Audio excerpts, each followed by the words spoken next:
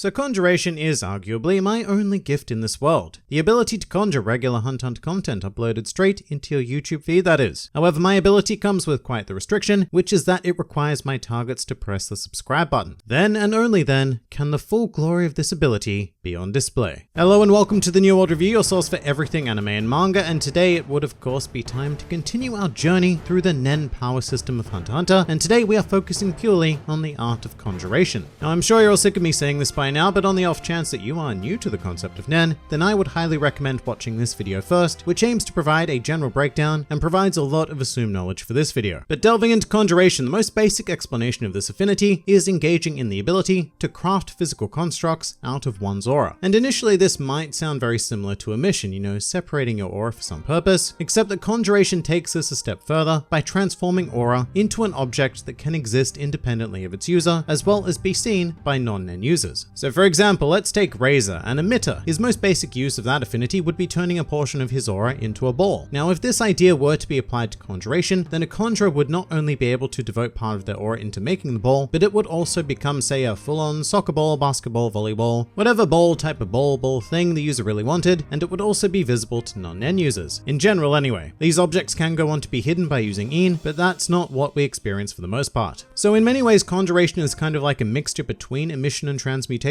aura that is separated and takes shape, but with the physical characteristics of a particular substance. And so just as with transmutation, a conjurer needs to have an innate understanding of the objects that they are crafting. Because it's not a simple task of saying, oh, I want to will a chain into existence, because you need to make certain decisions regarding what kind of metal that chain would be, how big and thick the links are, how many links there are going to be, are they rusty, are they smooth, etc, etc. All sorts of stuff like that a conjurer needs to envisage each and every time they create something. And according to Izunavi, a Nen user invoking conjuration should only decide what to conjure after extraordinarily careful consideration, because it takes an astonishing amount of concentration and training. But it's not quite that simple, because conjurers here are invoking the power of creation, and so this also gives them the ability to alter the established properties of constructs that they make. And this is because if they were only capable of making things that already exist in reality, then conjuration would be a rather redundant utility ability. So the main crux of conjuration has more to do with how a user alters objects that they craft, and that grants us a huge variety of creative results. Before we get into that though, I do need to check in with Professor Hisoka for his personality test, and according to him, conjurers tend to be highly strung, overly serious, and sometimes nervous individuals. They are generally highly analytical and invoke their craft for very deliberate and logical purposes. And I have to say, of all of the personality definitions thus far, Hisoka is pretty bang on with this one. Although there are always going to be exceptions. Yes, Chitu, I'm looking at you. But to get into some more specifics, let us start with the most famous of conjurers in the series, being Kurapika. So I used him as an example before in regards to conjuring chains, but Kurapika is quite a special conjurer in many ways. And he quite rapidly mastered the art form to suit his own personal needs, which has resulted in the option of conjuring 5 different chains in battle, each of which has a specific purpose and often a special conjured end, such as the dowsing chain, which looks like a simple ball, but we get more and more complex with examples like the holy chain, which takes the form of a detailed little cross for healing via enhancement. And I'm not going to go through all of them here, because Kurapika is the kind of Nen user that you could spend a whole video on just explaining the abilities of, especially due to his dual typing. But Kurapika is so advanced that he has the ability to conjure any of these chains into existence at a moment's notice, which means that he has undergone some pretty intensive vision training in order to do so. But moving on to a more simplistic application of conjuration, I would present Kortopi, a very underrated and underfeatured member of the Phantom Troupe, who has a handy little ability known as Gallery Fate. This allows Kortopi to touch a real-life object with his left hand and produce an exact replica of it with his right hand. But why would you want to do this? Because earlier I said that conjuring objects that already exist is more or less pointless. Well, there's a bit more to Gallery Fate than that. Although I do firstly want to recognize that due to the nature of this ability, Kortopi does not have to engage in any strict mental work. He just needs to touch an object and then bam, he can make an exact atomically perfect copy, which is actually kind of insane. But in addition to this, Kortopi is then able to track the movements of all of the copied objects, and on top of everything, after 24 hours, the copied objects vanish from existence entirely. And when I say objects, yes, Kortopi can use Gallery Fake on people, but it will only replicate their bodies, meaning that he would essentially create a lifeless corpse, which was used on one occasion to fake the deaths of the Phantom Troupe during the York New City arc, as well as incredibly effectively in combination with other borrowed powers by Crollo in Heaven's Arena. So it's quite a simple sounding yet very intriguing use of conjuration, to be able to perfectly replicate objects with minimal effort, but for a strictly limited time period. It's a pretty wonderful balance, and perfect for a group of thieves to make use of. And staying with the Phantom Troupe for now, another very well-known conjurer here would have to be Shizuku, who takes the discipline a bit further than we've explored thus far, and uses her aura to bring a living vacuum cleaner by the name of Blinky into existence, who can suck up seemingly an infinity of non-living objects. But the main thing I want to highlight here is a whole new branch of conjuration in regards to making living things, which actually gives rise to an entire subsection of Nen, being the creation of Nen beasts. A category that I have already explored before on the channel, but it basically refers to living Nen constructs, stuff like Blinky. But a slew of other great examples would be every other guardian spirit beast present in the Succession War. They were all products of the Seed Urn, which was originally conjured into existence by the first king of the Kakin Empire, which then used its particular unique abilities, in combination with blood from all the princes, to craft a series of Nen beasts. Now there is of course another affinity you can use to make Nen beasts, which is emission, but the large majority of living Nen creations tend to be conjuration because it is a more natural path to achieve the end result. And the only reason really why you would use emission instead is if conjuration is too far removed from one's personal spot on the Nen ring. Furthermore, the use of Nen beasts does usually require dipping into some manipulation in order to control them. With that said, the first example being Blinky, until stated otherwise, appears to be a use of pure conjuration, although Shizuku does need to very specifically tell Blinky what to do, which may imply a form of manipulation, or it could just be a very naturally obedient vacuum. And for a similar example, we need to travel all the way to the Chimera Antark to discover a certain Kite, who is a natural conjurer, and his Crazy Slots ability is very much the epitome of phenomenal maximization of this affinity. Much like Shizuku, it begins with Kite conjuring a living existence, a clown thing to be precise, which does appear to have a life and personality of its own, and Kite would not seem to be capable of manipulating it at all. But the clown then activates a roulette, and whatever number that roulette lands on results in Kite conjuring a specific weapon from the clown. Now saying it like that, Crazy Slot sounds like a very roundabout way of achieving Kite's goal. I mean, for example, if he needs a scythe, then why not go ahead and conjure a scythe himself without going through the risk of gambling? And well, that's because taking that risk is everything. It is what makes Crazy Slot so powerful. In the world of Nen, adding restrictions and limitations is almost a straightforward multiplier of power of the resulting ability in question, and the more difficult the restriction, the greater that multiplication is going to be. And this is a pretty damn heavy restriction. At any given time, Kite can only fight with a random weapon, and he cannot re-roll until he actually uses the weapon. So when it does land on the slot number representing the scythe, it results in a weapon of incredible power. But Kite is then forced to use that, even in situations that don't necessarily call for the scythe. However, it doesn't even end there, because Kite has placed a further restriction on the scythe itself, and assumedly all of the weapons in Crazy Slots. But in this particular example, Kite can only use the scythe one way, to invoke the Silent Waltz technique. That is literally the only thing he can use it for, but it results in one of the most devastatingly powerful attacks that we have ever seen a Nen user perform, thanks essentially to a double multiplying factor applied to pure conjuration. So while Kurapika might be the most famous conjurer in Hunter x Hunter, I have no reservations in stating that Kite is probably the greatest conjurer that we have encountered thus far, especially because he doesn't dip into other affinities for Crazy Slots. This is just pure conjuration taken to its extreme. But now from the greatest user to probably the greatest failure of conjuration, let's very briefly look at Cheetu. And look, I put this guy as the undisputed #1 on my top 5 worst Nen users list, and for very good reason, because he does incredibly poorly thought out things like conjure a crossbow that fires an arrow slower than Cheetu himself can travel. And I guess the claw at the end of said crossbow might be mildly useful, but all around this is completely counterintuitive to Cheetu's needs, as well as the goal of conjuration in general. Although to be fair, Cheetu did possess one incredibly impressive ability, which was the Tag Hatsu, in which he actually conjured a pocket dimension, which is pretty astounding use of Nen, although unfortunately the rules he applied to this dimension also did not suit his needs. And furthermore, in order to create it, a very harsh restriction was applied, whereby if Cheetu ever lost his game of tag, then he would never be able to use the ability again, which of course he did when he was easily outwitted by Moral. But for what I would say is a better example of pocket dimensions, we do have to mention the figure of Nov, a conjurer who took everything that was impressive about Cheetu's ability and actually made it good, which presents itself in the hide and seek Hatsu. So Nov's pocket dimension consisted of a 4-level mansion structure with 21 rooms of varying sizes, and also rooms that were entirely separate from one another, with Nov being the only individual capable of traveling between them. In addition to this, he could also conjure portal-style entrances and exits to his pocket dimension back to the real world, and create an extensive network that had the potential to completely revolutionize both travel and storage, all of which was integral during the Chimera Antark. But it's just insane to think about, because at the very least I cannot imagine the sheer aura output that Nov would have needed to dish into this ability in order to conjure it in the first place, especially because there are no real known individual drawbacks to Nov himself. There are plenty of restrictions, but none that affect Nov, which means that this pocket dimension would have come at an exorbitantly high aura cost. And just to cover a few more conjurers, Genthru was another great one to bring up, the main antagonist of Greed Island, who was able to conjure lethal and non-removable bombs onto his victims and activate them through a series of restrictions, including Genthru needing to reveal everything about his own abilities to said victims, and even offering a dispel condition, which was to touch Genthru and say, "I caught the bomber." But as much crap as I will give Genthru as a villain in the series, Countdown is still a pretty scary Hatsu, and it goes on to show the terrifying potency of a conjurer who is consumed by a less than savory task such as mass murder, for example. And combined with Little Flower, Genthru has a pretty damn powerful set of abilities. And also from some more recent Hunter x Hunter, there was a conjurer who caught my eye by the name of Hinri Bigandufno, which is one of those classic Togashi examples of,